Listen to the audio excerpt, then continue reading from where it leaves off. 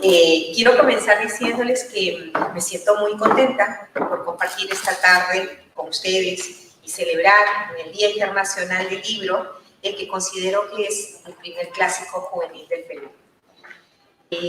Un libro que ha marcado muchas vidas desde 1961, cuando apareció en una delicada edición del poeta y traductor peruano Javier Sologuri, con un tiraje de solo 500 ejemplares. La editorial que lo lanzó se llamaba La Rama Florida y por entonces solo publicaba poesía. Como hemos anunciado en la sumilla de esta charla, Los Inocentes de Osvaldo Reynoso es una obra clave de nuestra literatura, un libro cuyo espíritu rebelde ha inspirado a muchos lectores a convertirse en escritores. Una ficción que encanta o espanta, porque es más que un conjunto de relatos. Son 5 golpes directos al corazón que nos recuerda que a veces basta una prosa labrada con un poco de poesía y un mucho de realidad y unos personajes entrañables que se parecen aún más de medio siglo después a muchos jóvenes del Perú, de Latinoamérica y de cualquier parte del mundo donde no hay espacio para los sueños y el futuro. Porque en Los Inocentes hay, como dice Alberto Fuguet en el prólogo de la última edición de este libro, es esta, una manera de pararse frente al mundo y de crear, que hace que ciertos escritores triunfen o fracasen al mismo tiempo. Porque en Los Inocentes hay una propuesta ética y estética a la vez, y porque cuando su autor falleció en el 2016, con 85 años, seguía siendo el escritor más joven del Perú. Cuenta también el narrador chileno, Alberto Fuguet, que cada que venía a Lima, alguien le decía, ¿no has leído a Reynoso? Pues, ¿qué esperas? ¿Y que quién es el mejor escritor joven del Perú? Pues fácil, pata, Reynoso, aunque ojo, tiene casi 80 años. Fue un maestro y una figura de culto, un secreto a voces. Era una alternativa, era distinto, era raro, era otro. No fue el más premiado, pero la hizo. Fin de la cita. Reynoso nos regaló el retrato de 5 adolescentes bulliciosos y buscapleitos que recorrían cines y cantinas, que se enamoraban, a los que se les rompía el corazón, que buscaban ser los bacanes del barrio, pero que de alguna forma u otra eran inocentes. Por eso, hasta hoy, nos siguen conmoviendo el epígrafe con el que nos recibe el libro. Unos versos parafraseados de Jean Genet que dicen: yo tenía 16 años en el corazón, pero no tenía ni un solo lugar donde colocar el sentimiento de mi inocencia. Esa pandilla entrañable, año tras año, trascendió la ficción.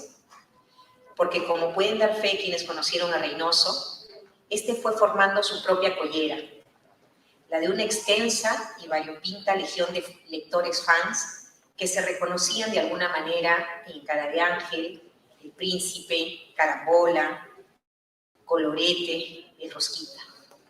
Además, Reynoso era también un extraordinario conversador y un generoso maestro. Por eso, bastaba leerlo o escucharlo para volverse su discípulo. Pero volvamos al libro.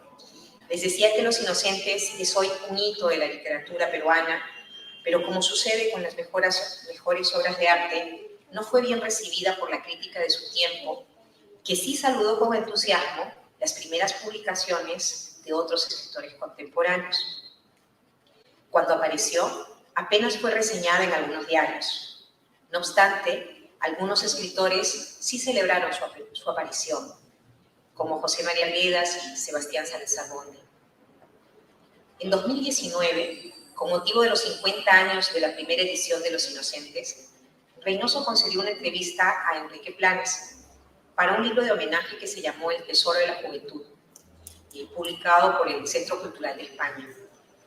De ella he extraído algunos pasajes relacionados con la escritura de este primer libro. Cito: yo llegué a Lima a estudiar en el Pedagógico Nacional de Varones, que quedaba en Jesús María, en la avenida Mariate. obtuve una beca completa que incluía alimentación y alojamiento. En el pedagógico tuve 2 experiencias importantes. Allí me encontré con jóvenes venidos de todo el Perú. Fue un descubrimiento. Además, empecé a conocer los billares y las cantinas. Luego entré en contacto con los escritores que se reunían en el Bar Cela y en el Palermo. Yo en Arequipa había conocido a Heliodoro Vargas Vicuña y en Lima conocí a Washington Delgado, a Alejandro Romualdo, a todos los de la generación del 50. Había escrito los 3 primeros relatos. Se los había mandado a Manuel Moreno Jiménez, a quien les gustaron, y me pidió permiso para dárselos a leer a Arguedas. Un día que yo estaba en el Palermo, vinieron a decirme que Arguedas me estaba buscando. Así que fui, y cuando me vio, me abrazó. Me dijo que había escrito un libro estupendo y me animó a publicarlo, pero que 3 relatos eran muy pocos. Tenía 2 relatos más y los acomodé.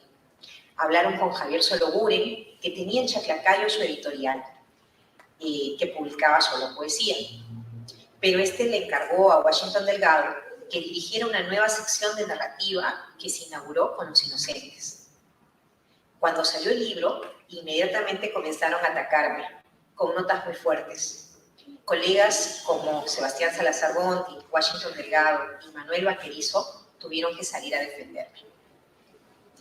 En otra parte de la entrevista comenta: en el fondo de nosotros hay una llama que luego explota en una sonrisa.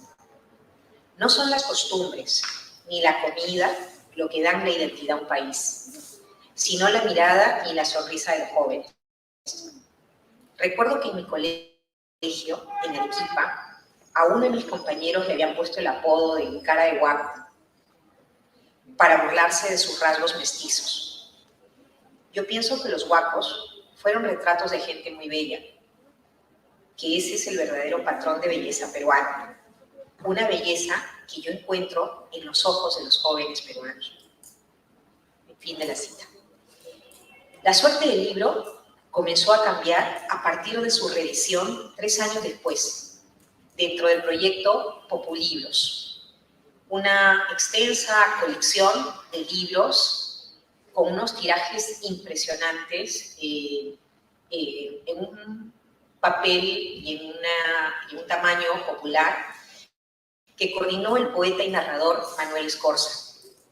Serían principalmente los lectores de a pie los que comenzarían a reivindicar al escritor y convertirían este conjunto de relatos en uno de los bestsellers de la literatura peruana del siglo XX, y a Osvaldo Reynoso en un autor de culto.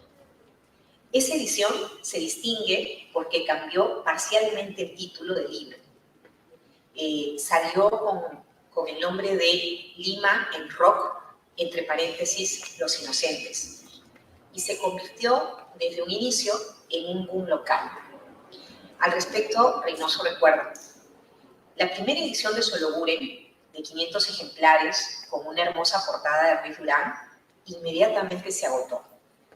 Entonces recibí una llamada de Manuel Escorza, que quería publicarme en su sello Populibros. Pero me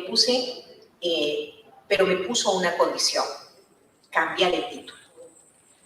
Me dio una lista de 10 nombres para escoger. Ninguno me convenció. Si no se cambia el título, no hay trato, me aclaró Escorza. Aquí hay una inversión y el título de Los Inocentes no baja a la gente. Así que convoqué a los sabios del Bar Palermo y les propuse el tema. Creo que era la primera vez en el Perú que se planteaba el problema de creación y el mercado. Entre cerveza y cerveza se discutió bastante. Unos estaban en contra de que se cambiara el título, otros a favor. Recuerdo que 2 amigos se exaltaron y salieron a la colmena a tropearse. Escorza me había dado de plazo hasta las 9 de la mañana. Eran las 8 de la mañana y algunos se habían ido. Otros dormían apoyados en la mesa. Eran las 8 de la mañana, salí de allí y me fui caminando por la colmena. Llegué a la Plaza San Martín y me refresqué el rostro con el agua de la pileta. Luego fui a buscar a Escorza. Al llegar, me preguntó qué había decidido. No se cambia, le dije. Entonces no se publica, me respondió. En el momento que salía de su oficina, recordé que en la discusión del Palermo un título había circulado, Lehman Rock. Regresé y le dije, se publica, pero con el título Lehman Rock. A Scorza le gustó y aceptó la condición de poner entre paréntesis Los Inocentes. Ahora bien, los años 60 son sin duda una década prodigiosa para la música, especialmente para el rock. Era la época de Bob Dylan, de los Beatles, de Who, de los Rolling Stones, que dan brillo a un movimiento que había comenzado en los años 50, con Elvis Presley, Little Richard, Chuck Berry. Estos años marcaron fuertemente a los adolescentes que se convirtieron en el nuevo público de los publicistas y la industria del entretenimiento. La nueva cultura juvenil inspiró también series de televisión y películas con espíritu rebelde. No obstante, en Lima las cosas no iban tan rápido. El rock llega al Perú a través del cine, a través de películas como Rebelde sin Causa, pero no había grandes bandas de rock. Por eso, una de las cosas que llama la atención de esta apuesta del editor por un título más vendedor es a qué rock alude. Además, en el libro, los personajes no escuchan rock, sino otros ritmos populares. Sucede que en las bandas sonoras de las películas que comenzaban a llegar se incluían algunas canciones de rock. Pero por otro lado, la gente que veía esas películas empezó a calificar de rock and rolleros a los jóvenes que se parecían a los personajes de esas historias. Reynoso cuenta que sus propios hermanos mayores salían a la calle peinados con gomina, imitando las pelucas de los actores de esas películas.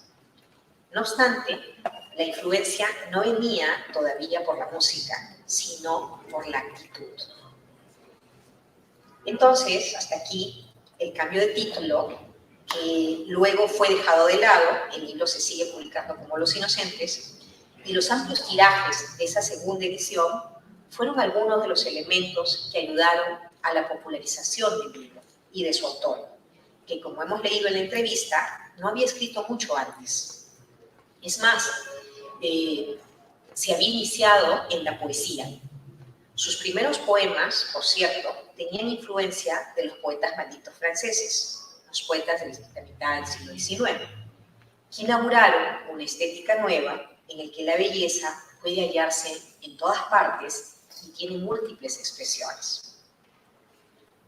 Los inicios como poeta maldito de Reynoso son pues otra clave de la producción del libro, que presenta un lenguaje y un estilo nuevos, como notó rápidamente Arguedas. Un estilo que mira con empatía, pero también con crudeza, la realidad de los jóvenes pobres que poblaban las calles de los nuevos barrios que se formaban a las afueras de Lima. Sobre este último punto, la mirada, creo que influyó también la lectura de algunos escritores peruanos y extranjeros, pero sobre todo el cine neorrealista, un movimiento cinematográfico surgido en Italia durante los años posteriores a la Segunda Guerra Mundial y que se caracterizaba por basarse en historias realistas, rodadas en exteriores y protagonizadas muchas veces por actores no profesionales pertenecientes a la clase baja de la sociedad, trabajadores o personas pobres en general. Hasta aquí hemos repasado algunos elementos que rodearon la aparición del libro.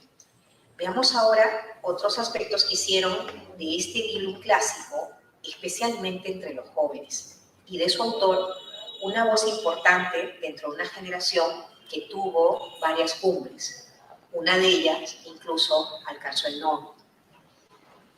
Como sabrán, Reynoso pertenece a la llamada generación del 50, que asume desde la narrativa la doble tarea de dar cuenta de una realidad nueva, diferente de la que había inspirado a sus más reconocidos antecesores, Ciro Alegría y José María Arguedas. y la de modernizar sus medios expresivos. Desde la década anterior, Lima venía experimentando un proceso muy rápido de crecimiento poblacional, que da lugar a la aparición de las entonces conocidas como barriadas, y de diversificación cultural con la presencia, ahora visible, de gentes del interior del país. Precisamente, Lima, Hora Cero, de Enrique Congrés, al que se suele considerar el libro fundacional de la narrativa urbana, da cuenta de esas dos nuevas realidades. Por supuesto, otros autores como Vargas Llosa o Julio Ramón Ribeiro van a interesarse por otros ámbitos y habitantes de la ciudad, pero en todos ellos el espacio urbano es parte fundamental del mundo ficcional. Es más, en cuentos como El niño de Junto al Cielo, de Congrés, la ciudad, a la que llama la bestia con 1.000.000 de cabezas, adquiere el carácter de verdadero protagonista. No obstante, el mundo de Reynoso es diferente del de Ribeiro o aquel de Vargas Llosa, de los jefes, los cachorros o la ciudad de los perros. Aunque en este último encontramos también varios protagonistas juveniles muy bien definidos, y el primero les dedico una novela, Los Fenecidos Dominicales, quien mejor representa a los personajes y su inserción en un mundo excluyente, cerrado, casi mágico, es Reynoso. En general, sus criaturas juveniles provienen de clases populares, pero no son migrantes. En este libro en particular son adolescentes limeños varones. Si se quiere atribuirles un barrio, podría ser Breña o La Victoria. Y pertenecen a una collera, que es algo así como una pandilla, pero que por su tamaño reducido desarrolla lazos más cercanos entre sus miembros. El término significa literalmente pareja de ciertos animales o cadena de presidiario. El sentido figurado haría alusión a esa condición de inseparables, un poco a la fuerza que tienen los miembros de una collera. Aunque esta pandilla da sentido a la vida de sus integrantes y en cierto modo actúa como un todo, en Los Inocentes no es el aspecto colectivo el que se subraya, sino por el contrario los dilemas individuales de los adolescentes. Estos guardan con su grupo una relación de necesidad-odio. Cara de Ángel, por ejemplo, detesta la caracterización que le ha impuesto su grupo y busca superarla. Al Rosquita, el narrador le dice: eres triste porque comprendes que un muchacho como tú puede perderse. Esto en referencia al resto del grupo. El príncipe es el ladrón, el colorete es el maldito, casi perdido, y Cara de Ángel es el jugador. Atrapados en su circunstancia, sin más horizonte que la delincuencia, la tragedia de estos seres es individual, y sus marcas sociales, que existen, por supuesto, terminan siendo accesorias. Reynoso pone atención a sus personajes, especialmente en el lenguaje, de modo que estos se revelan a los lectores mediante el discurso que les da voz y la mirada de un narrador que muchas veces se confunde con el autor. Por otro lado, al estar concentrados en los personajes, sus relatos tienden a ser anovelados, porque el interés en ellos envía a un segundo plano otros elementos que tradicionalmente tenían mucha importancia en el cuento y la novela: la trama, el desenlace, los acontecimientos, el escenario. La intensidad, que es producto del lenguaje, prima sobre la tensión que se basa en los acontecimientos. Es eso también lo que los torna trágicos. Adicionalmente, pero no por eso menos importante, estas 5 historias cuestionan también un tema que despierta rápidamente la empatía de sus lectores, pero también despertó la furia de sus críticos. Es un libro que cuestiona la heteronormatividad de su tiempo, es decir, la ideología que naturaliza la heterosexualidad. Es conocido que el libro levantó polvo desde su aparición. al extremo de que un crítico llegó a afirmar que el destino final de la obra era la basura. Sin embargo, también tuvo defensores, como hemos dicho. Arguedas escribió, por ejemplo: mientras leía los originales de los cuentos de Osvaldo Reynoso, creí comprender con júbilo, sin límites, que esta Lima en que se encuentran, se mezclan, luchan y fermentan todas las fuerzas de la tradición y de las indetenibles fuerzas que impulsan la marcha del Perú actual, había encontrado a uno de sus intérpretes. Aunque, como se puede apreciar, la reivindicación de Arguedas no pasa por las nuevas representaciones que trae el libro, sino porque cree ver en el autor un intérprete adecuado para revelar la realidad múltiple y cambiante del país que se expresa en Lima. No obstante, la escritura de Reynoso tomó distancia de este juicio, a pesar de que Arguedas había sido su maestro y un escritor que lo había inspirado. Porque para Reynoso, el propio Arguedas representaba también una expresión del realismo tradicional, cosa que no es tan cierta, pero Reynoso sentía que tenía que marcar distancia al maestro y evitó reflejar un estado real de la lengua, dejándose llevar más que por el propósito de representación, por el impulso creador. A Reynoso le interesaron las individualidades y las subjetividades que estos encarnaban. Sus procedimientos, por eso, son intensamente subjetivos. Proyectan el mundo interior, los recuerdos, las ansias, las fantasías, sobre el objetivo. Esto distingue claramente su obra al punto de que su influencia trasciende la narrativa y alcanza la poesía peruana, especialmente la que empieza a hacerse en los años 70. En otra entrevista de 2007, Reynoso conversa sobre una de las razones que lo trajeron a Lima. Realmente yo, de todas maneras, quería salir de Arequipa, porque era un lugar demasiado tradicional, machista y represor. Al homosexual se le miraba como una lacra, como una persona enferma, y al mismo tiempo significaba una vergüenza y una carga para la familia. Había algunos homosexuales muy conocidos que en cierta forma se habían impuesto porque trabajaban en la corte o eran profesionales universitarios, pero tenían una vida dolorosa, eran la mofa de la ciudad. Como se ve, Reynoso tenía razones particulares que justificaban su actitud rebelde y sus exploraciones literarias, que no eran las mismas necesariamente de sus coetáneos. En ellas, la represión homosexual, promovida desde distintas instancias, como la iglesia, la escuela, la política, tienen un lugar importante. De allí que una constante en el mundo representado por Reynoso sea la dimensión sexual de la adolescencia, por ser esta un periodo donde los rasgos de la identidad adquieren una primera definición.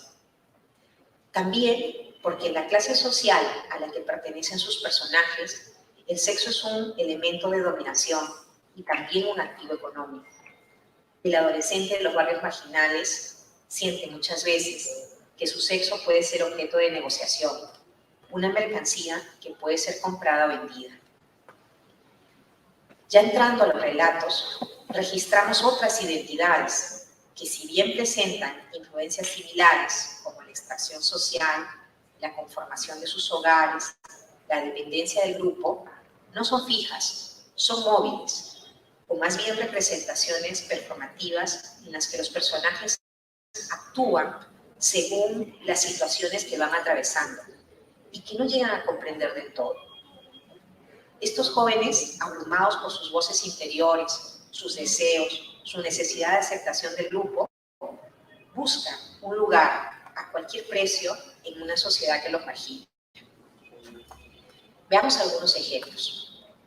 En Cara de Ángel encontramos un sujeto que por su belleza lo llaman María Bonita. Debe estar permanentemente a la defensiva, siempre dispuesto a probar su hombría. Su honor se reduce a su hombría. Sin embargo, su identidad es ambigua. Se sabe, por ejemplo, que reprime su deseo hacia un compañero de clase, de quien solo se permite observar sus piernas en la oscuridad. Sus pensamientos, mientras camina por las calles del centro de Lima, reflejan que es consciente de esa ambigüedad, pero lejos de explorarla, decide callarla, haciendo que otra voz dentro de sí hable más fuerte. Por ello se dice a sí mismo, cito, hay que ser valiente, pendejo, hay que saber fumar, chupar, jugar, robar, faltar al colegio, sacar plata a maricones y acostarse con putas. Cara de Ángel es un sujeto en permanente tensión entre el ser y el parecer hombre. Esto a su vez lo llena de tanta culpa que al final del relato, cuando pierde la pelea con otro personaje cuya identidad es también ambigua, pues se dice que Colorete se aprovechaba de un homosexual, se somete al grupo y acepta masturbarse delante del resto de la collera. Un final tristísimo para el personaje más hermoso, más femenino y más débil del libro. Su rostro, andrógino, no vale en este mundo de lo abyecto. Si bien los relatos parecen hasta cierto punto autónomos, estos se articulan a partir de una serie de encuentros casuales entre sus personajes. Estos encuentros se producen principalmente en la calle o en espacios públicos peligrosos y conllevan alguna nueva prueba de hombría. Así, el paseo de Cara de Ángel por el centro de Lima permite que el narrador nos muestre otras masculinidades, como la del hombre maduro que observa Cara de Ángel y luego la de Colorete. Si bien Cara de Ángel se libra del deseo del primero, termina cediendo a la presión del grupo cuando pierde ante Colorete. El ser y parecer de los personajes se convierte así en un asunto central en todo el libro. Todos los varones jóvenes deben afrontar batallas de hombría que pueden ganar, pero solo momentáneamente. Y que, como se ve, especialmente en los casos de Colorete y el Príncipe, no sirven para nada. En el relato del Príncipe es donde más personajes masculinos encontramos. Muchos de ellos giran en torno del espacio donde Manos Voladoras, el peluquero homosexual del barrio, ejerce su dominio. En una relación edípica con Roberto Montenegro del Carpio, así se llamaba en realidad el personaje del Príncipe, Manos Voladoras ejerce una doble función femenina que oscila entre la madre y la enamorada. El peluquero cuida e idealiza a Roberto al punto de convencerlo que su identidad responde a su apodo. Él es un príncipe. Rápido y femenino, con púdica delicadeza de niña, Manos Voladoras moldea de alguna forma la identidad osada del personaje que llegará a cometer un delito por calzar con esa percepción. Esa mirada que proyecta a su vez el propio deseo. Hay tragedia también en el Príncipe, pues este no es capaz de darse cuenta de que Alicia, la chica de la que está enamorado, sale con Caracola, otro miembro de la collera. Es interesante la representación que se hace en este relato de una identidad fuertemente vinculada a lo masculino, la del policía que le toma los datos al príncipe luego de que esté atrapado por haber robado un auto y haberse quedado con dinero. Roberto muestra a través de un monólogo interior todo su desprecio por la autoridad que ese policía representa. En el siguiente relato, Juanita, la muchacha que se pretende conquistar como un emprendedor, no está al alcance de Colorete, pues ella se ha dado cuenta de que este es un ladrón y prefiere desplegar sus propias estrategias de sobrevivencia en otro partido. Por eso, al final de su fiesta de cumpleaños, termina bailando con un estudiante de Derecho, pero se queda con el regalo que le dio Colorete. El ser y el parecer no hayan aquí ninguna posibilidad de conciliación. Colorete había conseguido llevar un regalo decente, entre comillas, a Juanita, gracias al dinero que le brinda su amante homosexual, pero espera conquistar a una mujer. Juanita no lo acepta porque tiene mucho que perder y nada que ganar con él. Colorete se queda derrotado y lleno de envidia al final. Su función de líder solo sirve en la collera. En el fondo, él es tan inocente como los demás. En Carambola nos encontramos con el personaje más desamparado, aquel que su propio padre expulsa de casa para poder tener encuentros con mujeres. Es una identidad masculina necesitada de una figura paterna. Por ello, adopta como padre de vida al choro plantado, un sujeto marginal que incluso ha estado en la cárcel. Como en los relatos anteriores, las reglas de la moral son otras en los espacios que frecuenta este par, los billares. Como un niño, Carambola necesita entender el mundo desde la mirada experimentada de don Mario. Gracias al diálogo final, nos enteramos que él también es un inocente, pues ni imagina que su enamorada sale con otros. No les quiero malograr los cuentos, pero en este caso en particular, el personaje acude al choro plantado para pedirle consejo sobre cómo estar con una muchacha cuando ésta es virgen. Y bueno, lo que él no sabe es que la muchacha ya ha estado con varios. El quinto relato, el Rosquita, el último relato, es una vuelta de tuerca en relación con los anteriores. A él no lo escuchamos expresar su propia historia. Es más bien el narrador quien le habla, le explica con ternura los peligros en los que puede caer. Es más bien el narrador, este personaje es el más joven de la collera y el narrador parece deseoso de salvarlo. Por ello, le habla en segunda persona. Aquí es más evidente que se trata de un narrador-autor, pues hasta retoma la cita de Genet para darle esperanza. Eres triste, cito, porque comprendes que un muchacho como tú puede perderse. Ahí no está el príncipe de ladrón, colorete maldito y casi perdido, cara de ángel de jugador, capaz de empeñar su camisa e irse desnudo de noche a su casa por una mesa de billar. Carambola, que está llevando mala vida con una mujer mayor que él. Nat King Kong, bohemio y jaranero. Y del chino y el corsario, mejor no hablar de ellos. Pero tú quieres ser bueno, lo sé. Si en algo has fallado, ha sido por tu familia, pobre y destruida, por tu quinta, bulliciosa y perdida, por tu barrio, que es todo un infierno, y por tu Lima. Porque en todo Lima está la tentación que te devora. Billares, cine, carreras, cantinas. Y el dinero, sobre todo el dinero, que hay que conseguirlo como sea. Pero sé que eres bueno y que algún día encontrarás un corazón a la altura de tu inocencia. La mirada del narrador-autor que presenta estos personajes es comprensiva y sensible. Se conmueve por el destino de estos muchachos, cuyas identidades sexuales están todavía en construcción, aunque sus destinos parecen determinados por la pobreza y la indiferencia de la sociedad.